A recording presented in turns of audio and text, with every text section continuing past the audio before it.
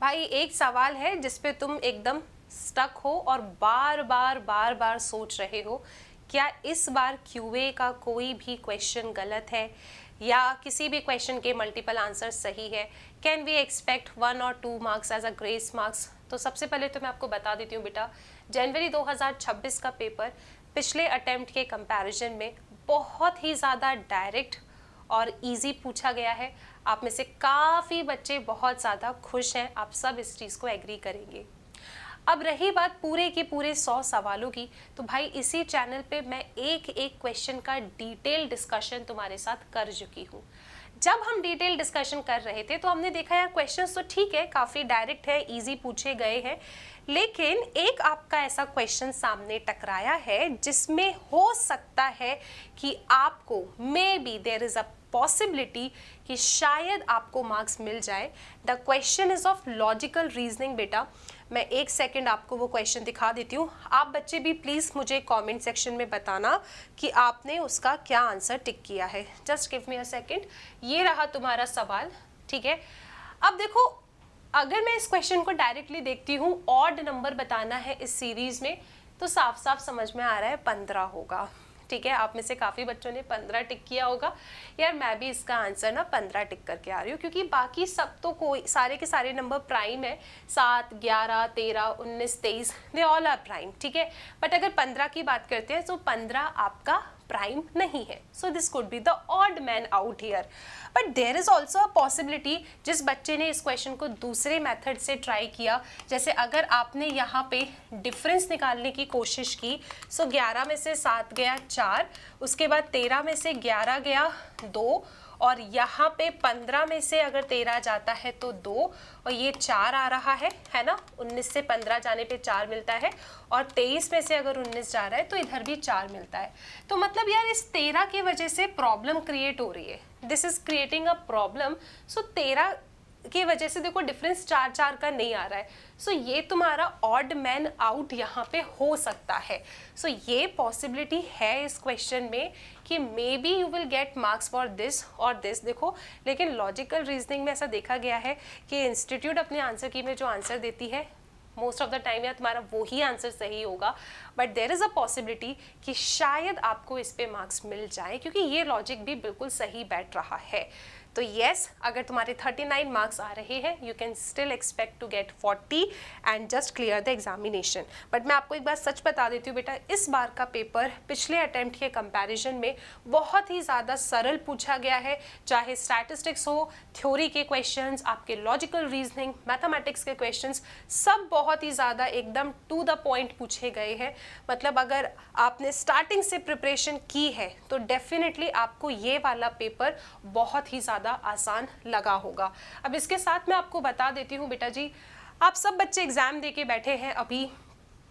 एक चीज़ है जो याद रखना कि यार जितना जल्दी आप अपने कंसेप्ट्स पे काम करते हो ना, उतना जल्दी और उतना अच्छा आपका प्रिपरेशन होता है, ठीक है। आप लास्ट मोमेंट पे फिर सिर्फ ये नहीं सोचते कि क्या होगा।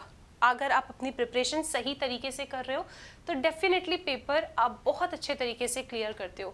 देखो यहाँ पे सिर्फ मैं इतना कहना चाहती हूँ कि बेटा यार रिजल्ट तुम्हारा आज, कल, परसों, आपके बार बार सर्च करने पे रिजल्ट कब आ रहा है, रिजल्ट नहीं आएगा अभी। अभी बहुत ज़्यादा टाइम है आपके रिजल्ट आने में।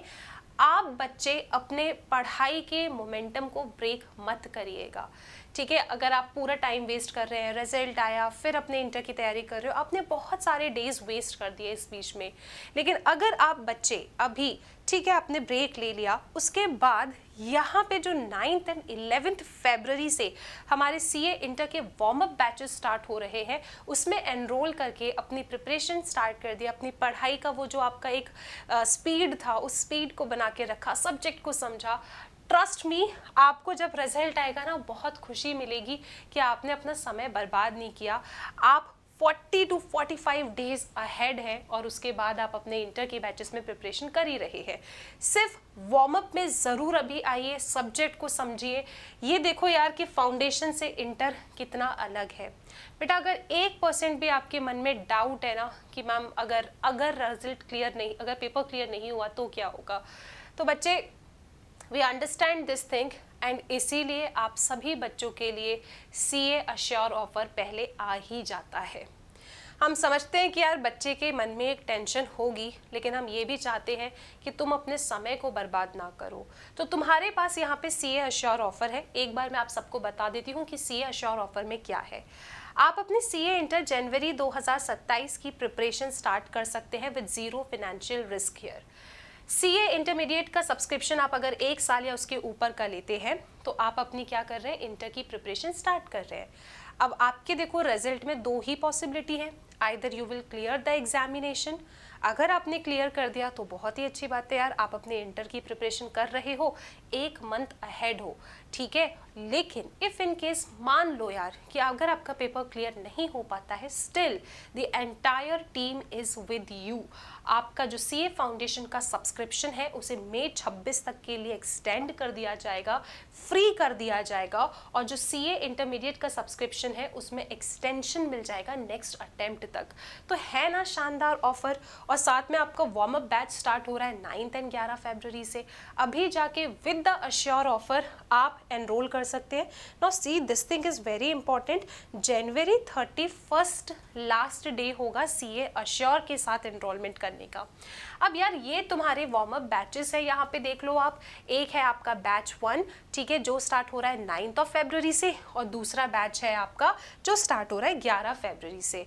आप सभी एजुकेटर्स के साथ अपनी प्रिपरेशन स्टार्ट करेंगे और बढ़िया तरीके से अपने एक एक सब्जेक्ट को समझेंगे।